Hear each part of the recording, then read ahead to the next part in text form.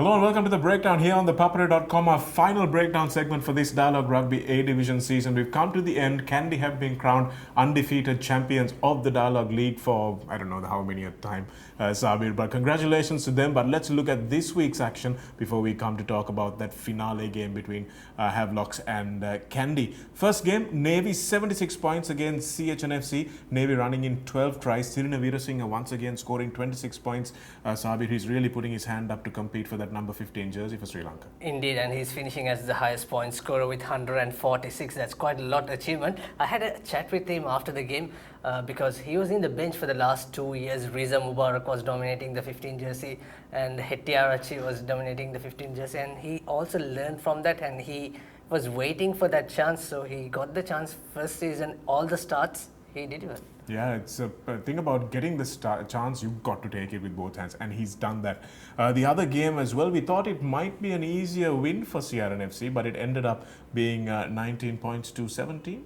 Yes, 19-17, halftime also 11-10, so there are injuries, but Air Force gradually they have improved in the last segment of this Dialogue Rugby League, Shanaka. And talking about coach Leonard De Silva, what would have been in his mind? He coach for the two champion sides, Havelocks and then in Navy. But all of a sudden, when you get the team like Air Force, what sort of attitude he must be having? Well, he's got to look at it as an opportunity for himself to learn as a coach as well. And I think he's managed to motivate his boys because Sia were coming there, guaranteed that they were in third place. They're playing the weak opposition. They would have thought they'd win this one easily. So that's the time to strike, and that's the time that a team can really crumble if you get them at the right moment, which is almost what Navy did. Charit Seneviratne has been outstanding for them as well, and they've shown a lot of discipline, but just not enough of discipline on the field. They've shown a lot of it off the field, I think. And overall, Sia performance-wise, we'll talk about the Air Force. Charit Seneviratne, Nuwan Pereira and Idda Malgoda, they all did a really good job for Air Force. But Sia, you have been a Sia supporter. Are you happy finishing third? Well, I'm going to take it, Sabir. Given that they finished fourth last season, coming to third place is not a bad job at all. And I think they don't have those X-Factor players. I think Police probably have more X-Factor players than Sia does. But Sia have been a better team. And I think Coach Inti Marika, especially with that massive injury to Tharindra Ratpatha early in the season, he's had to play catch-up from then on. So having an injury like that can be really demoralizing after your pre-season. So I think Sia have done pretty well, and they've unearthed a few talents. Guys like Pandu Kangamana and some of the Peruma brothers have been very good for them this season. Indeed, and also Shanaka, moving on to the next game, Police versus Army. You were in the commentary box. Army had few chances in the halftime. They in fact led the game. Sabir, I've been going on about this Army team all season. I think when they're playing well, they play the best rugby of all the teams, Kandy included. I think they play the best rugby.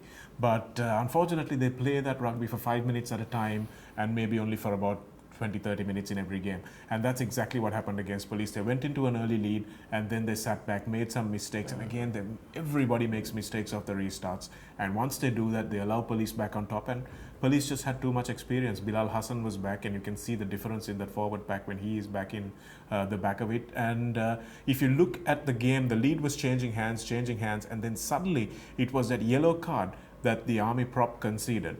And with that scrum after that, Sabir, Police managed to shove entirely over the Army pack and get that tight head ball. Bilal Hassan broke on the open side. He passed 2 passes, Boran to Rafaidin, and it was a try. It happened in a flash, and it happened because the Army yellow card happened and they didn't substitute a prop forward. So those are the little things that I think Army need to get right, and not make mistakes that can cost them too much. And also not forgetting Sudham Suryarachi's game management on that game. He also scored a try. Maybe it was a penalty try, I'm not sure. So overall, Shanaka, but Police, what are these players going to do for the next season? Will they remain here? Like all the players they bought from Navy, will they remain here or will they play the knockouts? What would happen? Well, let's put it simply, Sabir. If Police can afford to keep them, I think they will keep them. The problem with police is you may have noticed that strip across their jerseys. They've had a problem with their sponsor. So I don't know whether they can afford this many national standard players. And if those players can't be kept back with the police budget that they will have next year, then obviously they're going to be looking for other clubs as well. So other clubs will be clamoring to pull them. And we always see at the end of the season players dispersing from clubs and going all over the place. So it's a shame that it happens like that because coaches are looking to build units. But it's difficult for that to happen here. Yeah, of course. We saw the clear impact of Bilal Hassan coming in. He just played 6 to 7 games out of 14 and he scored 9 tries. That shows the caliber of Bilal Hassan. And moving on to the next game, Shanaka, Candy versus Havelocks. Once again, Havelock had like few chances in the first few minutes, 5 to 6 minutes, but Jamaldin missing the early penalty for a 40-meter kick in the 30th seconds or so. And then Candy showed the attacking power, Shanaka. They are not worried, they are not scared to attack from their own red zone. That's how the try came. A great piece of work by Dhanush Dan and lovely offload to Richard Dharmapala. Then he ran and then he kicked to the open space. Then they got the line out and scored the try. So all of a sudden, given Havelocks the position in the first few minutes, but they counter-attack. It looks great when it comes off, Sabir, but I'm not a huge fan of running from your own 22, especially not in Sri Lankan rugby because the grounds are so hard and you've got a lot of fatigue factor to deal with. But Kandy are probably the most talented attacking force in the sense that their players are instinctive, Sabir. When you give them an open field, they know what to do. Even guys like Dhanush Dan who have come off the bench, guys like Srinath Surya Bandara, guys like Richard Dharmapala, they are very smart players. And sometimes when you give a player a 2-on-1 overlap, if they don't naturally know what to do, then they can really botch it up. But Candy's players are not like that. All those guys know exactly how to play. They play rugby very instinctively. And that's why they're so good at spotting attacking opportunities. And talking about how smart Richard Dharmapala is, Shanaka, he got the ball and no one there. He went from inside the try line behind the goal post. He was looking whether the supporters are. It's more like 7 skills he's using into 15s, and then he ran almost to the corner and then he kicked once again to come out of jail. And also knowing ThePapare has been yellow carded, knowing his opposite number because he played as a centre, and Candy from the line out, they didn't drive, they just sent to the line and he just dummied Rimchi Jamaldini and scored the try. But talking about Havelock's defense, it needs to work. Also the ball handling. Niroshan Fernando made a knock on, and also Rimchi Jamaldini not going to contact. And I also felt that Dhanushka Ranjan, he was a little bit nervous playing on that game for the entire 80 minutes. Well, I think I've been talking about this in the lead up to the game, Sabir, and he's going to move to Kandy next year. We know that now for a fact almost. So he's obviously worried, are these people going to like me, are they not? So he's trying to do maybe a little bit too much sometimes. So that might have been the nervousness that he had. But yes, Havelocks, I think they've been lucky to finish second, and I think they haven't achieved anything more than they achieved last season. I think the other teams just haven't been good enough to challenge them because they've had a few good players at the start of the season. They started off well. Prasad Madhushanka has been outstanding for them, scoring tries. But the rest of the team, apart from Umesh Madhushan, have not really impressed, and he got injured as well. So there's been a lot of injury worries for Coach Laga. But unfortunately, I don't think they've impressed enough in defense to make a difference and challenge Kandy. And also, we know that Ranjan is almost going to move up for the Kandy next season, but Shamri Bora came in the second half and he made a huge impact, Shanaka. He just made one mistake where the whole match turned over because he was trying to chip over the defensive line, then it came straight to Nigel Rathod and then he stormed into the try line. So, but since then, his offload and fend-off ability, that offload was so fascinating to watch to Kevin Dixon, but still they had the momentum. Well, I think he's a good player if he's disciplined, and he's gotten a lot fitter than he was at St. Peter's, so that's a good sign for Shamri Bora and for Havelocks as well. But like we were talking about a couple of breakdown segments ago, Sabir, I think his best position is number 12. So maybe Hiranta Pereira and Shamri Bora doing a switch maybe for next season. That's something that we could look for. And also remind to all the fans that the yellow card conceded by Hiranta Pereira and Bhuvnaka Udangama, that shows their naivety on the field, Shanaka. That is utterly dangerous. It's not accepted that Hiranta Pereira being international. Kishore Jayan running at him, no arms, he was just trying to bend low and using his back of the shoulders. It was really dangerous. Glad he didn't got injured because he's just coming from an injury. He couldn't play much last season.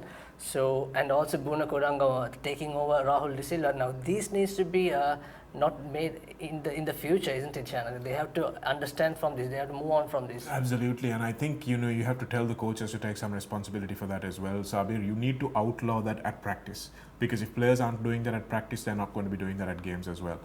So you're saying it's lucky that Hiranta didn't get injured. I'm saying it's lucky that Kishore didn't break his leg, because that's what can happen when you do what we call a block tackle. You just put your arm in and you dive at the player's legs, and that can really cause some damage to the ball carrier. And Rahul De Silva, I think, has been in the wars this season, and I think he's got to count that as a compliment, because the opposition players see him as a guy that they need to target at Havelocks. And I think for a guy who's playing his first full season at this club, I think that's a good place to be.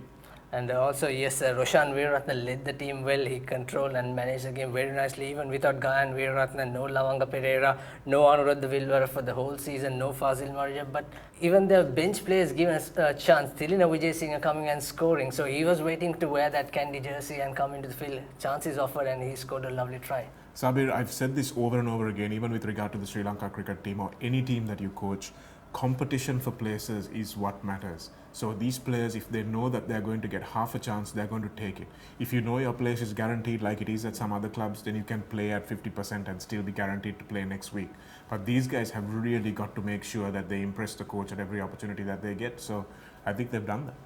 So that's anything else you want to say about the Candy game? Well, I think it was Candy's defense once again that won it for them, 27 points to 12. They score on the counter a lot, and that's a sign of a good defense. And I was speaking to Sean Vijay Singh yesterday, and he said, defense is when you play for each other. And this Candy team, I think they're probably the most united bunch of guys that we've got as well, playing for each other, tackling for each other all the time. So against the CR match, there was a try-saving tackle in the corner that was maybe 2 or 3 players made.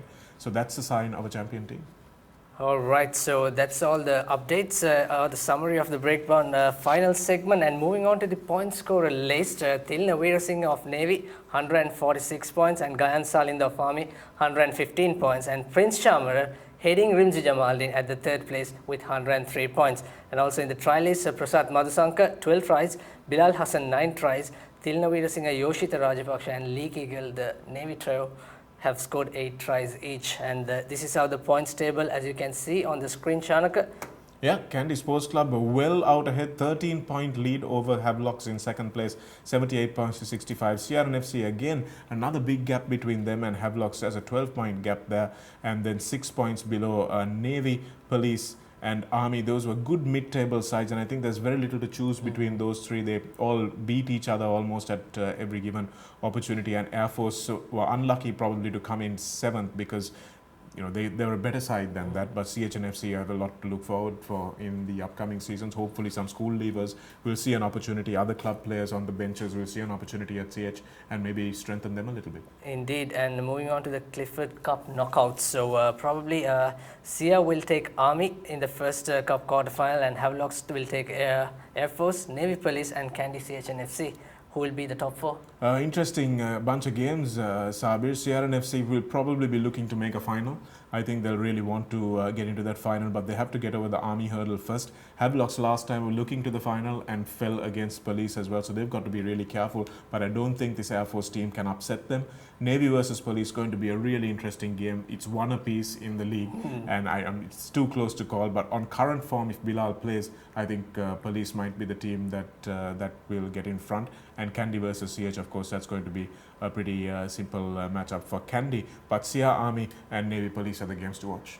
And also the venues for this game will send us correct details as soon as it's confirmed. At the moment, it's going to be played at Racecourse Grounds, and Candy will play their quarters. If they win, obviously they are going to play CH. The semis also will be played at Nittavella, and then the final will be moved to Colombo Racecourse. Well, that brings us to the end of the breakdown segment for this Dialogue Rugby A Division League. We hope you enjoyed the analysis with Sabir and myself as much as we've enjoyed watching the games and bringing them to you. We'll see you next time, but also for the Clifford Cup, keep it locked to thepapare.com.